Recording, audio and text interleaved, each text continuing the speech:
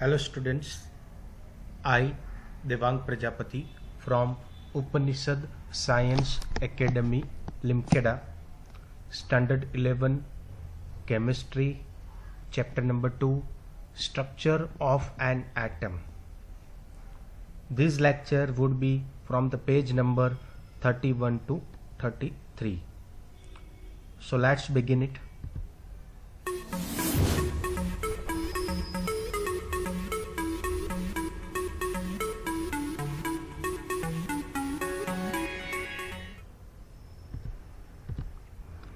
Eleventh English Medium, Chapter 2, Structure of an Atom, Lecture number 2.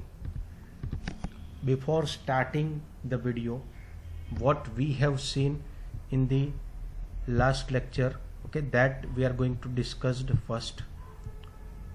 In last video we have done the introductory part, what is structure of an atom,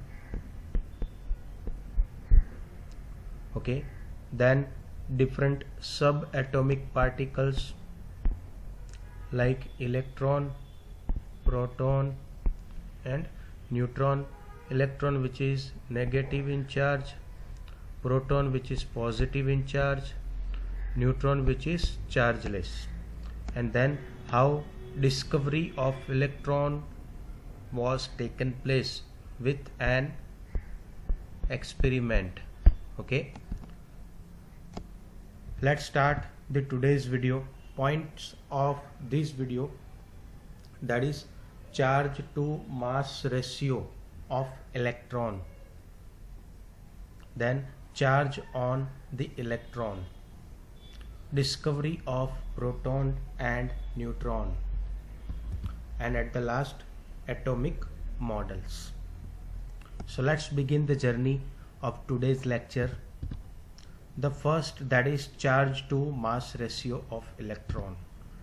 In 1897, J.J. Thomson, by using cathode ray tube, the full form can be asked in form of MCQ. CRT stands for cathode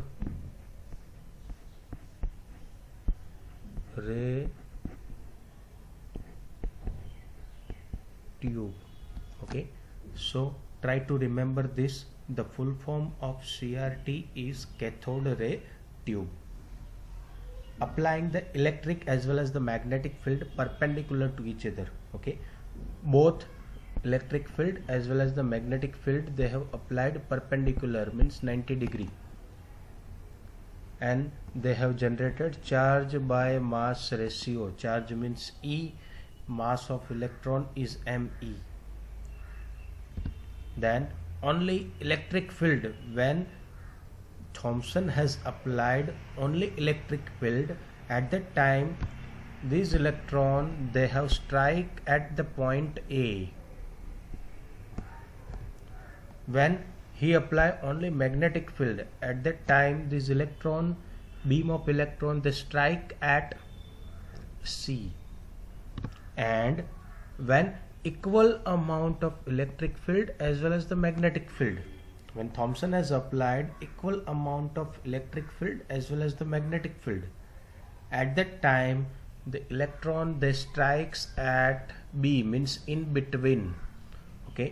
Suppose A is here, C is here, then the B would be here. So when only electric field, at that time A, when only magnetic field, at that time C. Equal strength of electric field as well as the magnetic field at that time on B. So this was the apparatus to determine the charge to mass ratio of an electron. You can see over here, this is the CRT tube itself, cathode ray tube. Same tube he has taken, and then he has passed the beam of electron which is generating from the cathode. It is moving in this direction. In the diagram, red color line, you can see it in between the electric field as well as the magnetic field he has applied. When he apply only only electric field.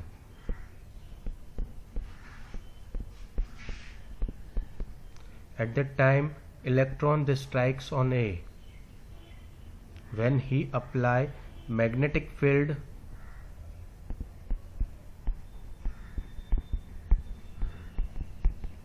at that time electron that strikes at C.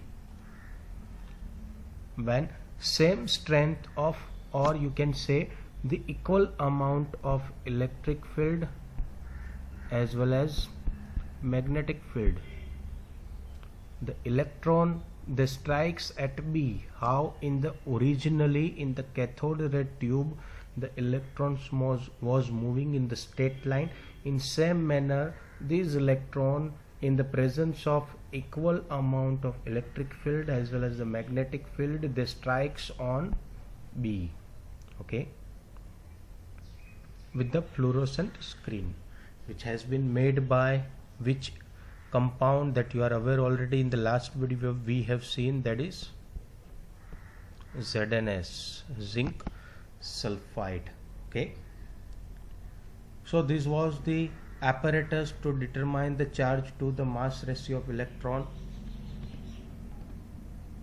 Thomson argued that the amount of deviation of the particles from their path in the presence of electrical as well as the magnetic field depends upon,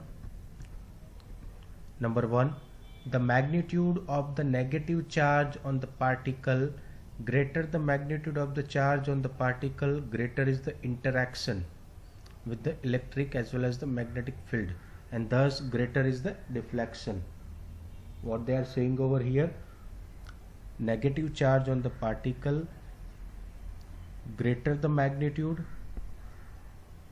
of the charge of the particle, then the greater is the interaction with the electric or the magnetic field, and more deflection means more charge, more deflection. In short, you can remember it. Second, the mass of the particle, lighter the particle, greater the deflection. Light in weight, more deflection. Then third one, the strength of the electrical or magnetic field, the deflection of electron from its original path increases with the increase in the voltage across the electrodes. So if you increase the voltage, okay, then the deflection will be more. Or the strength of the magnetic field, if you enhance voltage or if you enhance magnetic field, then automatically the deflection of electrons will be more from their original path. The fourth one, Thomson was not the fourth one. Thomson was able to determine the value of charge by mass ratio. As how he has done this, electron charge upon mass of an electron, he predicted that the calculation based on that he got the answer, that is 1.758820 multiplied by 10 raised to 11 coulomb per kg, where now these we are aware ME. What is ME? Is the mass of an electron in kilogram, and E is the magnitude of the charge on the electron in coulomb.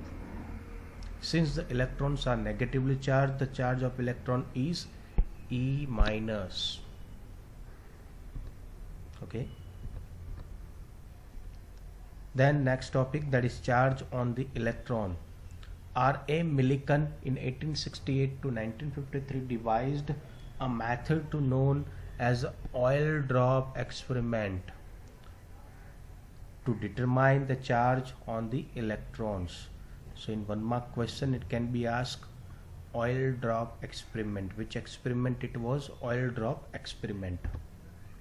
He found the charge on the electron to be 1.6 into 10 raised to minus 19 coulomb. The present accepted value right now of electrical charge is minus 1.6 into 602,176 into 10 raised to minus 19 coulomb. Very precisely he has given just now.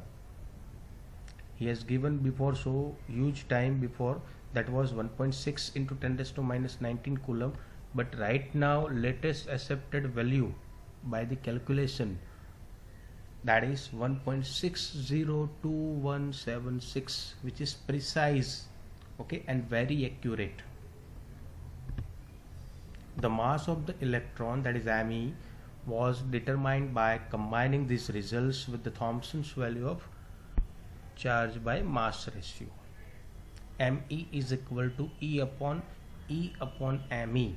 So charge E is equal to, just now we have done, that is 1.602176 multiplied by 10 raised to minus 19 coulomb upon what the answer we have got by the charge by mass ratio, that we have to keep it over here, okay. And if you will get the ratio of this, do the calculation, you will be getting the 9.1094 into 10 raised to minus 31 kilogram. So this is what the charge on the electron. Then discovery of proton as well as the neutron, proton as well as the neutrons. Electrical discharge carried out in the modified CRT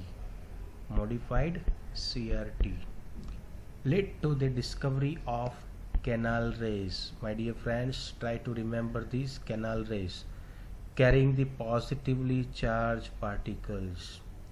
Cathode rays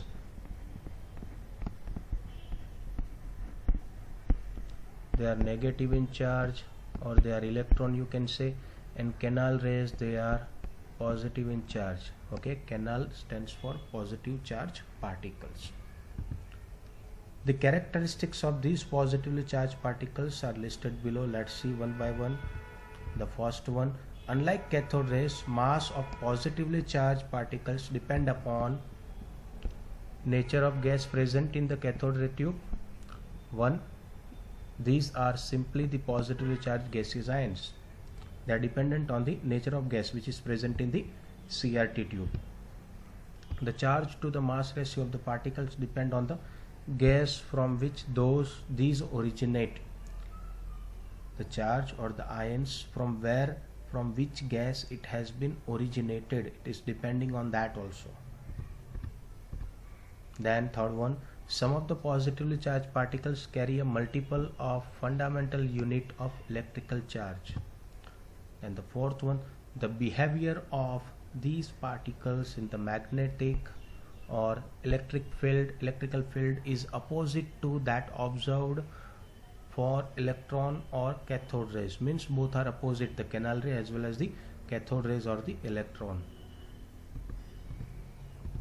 Then the smallest and lightest positive ion was obtained from the hydrogen H2, okay, was called as an proton, which is having the positive in charge.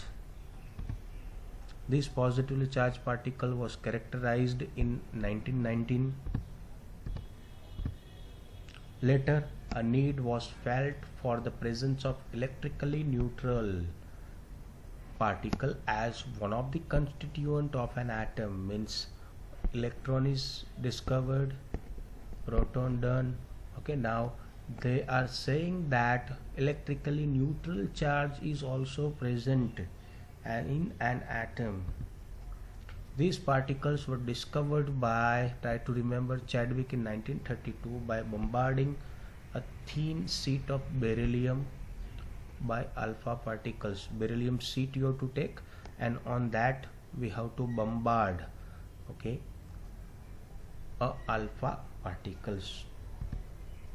When electrically neutral particles having a mass slightly greater than that of protons were emitted, he named these particles as neutrons. What name he has given? Neutrons. They are electrically neutral in charge. That's why the name has been given, that is neutrons.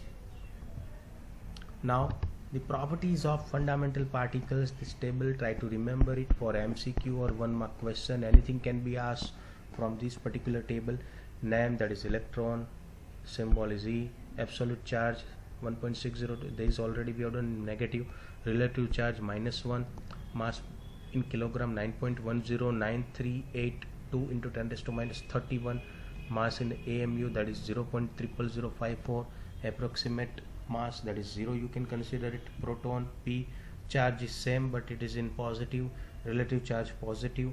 1.6 mass is 1.672616 multiplied by 10 raised to minus 27. 1 point mass is 1 in U, 1.00727, and approximate mass, that is 1. For neutron N, 0, and relative charge mass 1.674927 into 10 raised to minus 27, mass 1.00867, and approx mass 1, you can consider it. So try to remember this particular table. Then the different atomic models. Now during that time, whatever the observations obtained from the experiments mentioned in the previous sections have suggested that Dalton's indivisible atom is composed of the subatomic particles. Which are the subatomic particles? Electron, proton, and neutrons, carrying the positive. Proton is positive, electron is negative, and neutron is chargeless. The major problems before the scientists after the discovery of subatomic particles were: number 1, to account for the stability of an atom. Second, to compare the behavior of elements in terms of both physical as well as the chemical properties. The third one, to explain the formation of different kinds of molecules by the combination of different atoms, and to understand the origin and nature of the characteristics of the electromagnetic radiation. The full form can be asked EMR, electromagnetic radiation, absorbed or emitted by atoms. Different atomic models were proposed to explain the distributions of these charged particles in an atom. So many different models has been explained during that time. Although some of these models were not able to explain the stability of atoms, so people, they have not accepted. Two of these models, one proposed by J.J. Thomson and the other proposed by the Ernest Rutherford, are discussed below. Okay, that we are going to discuss into the next lecture, that is lecture number 3. Okay, thank you.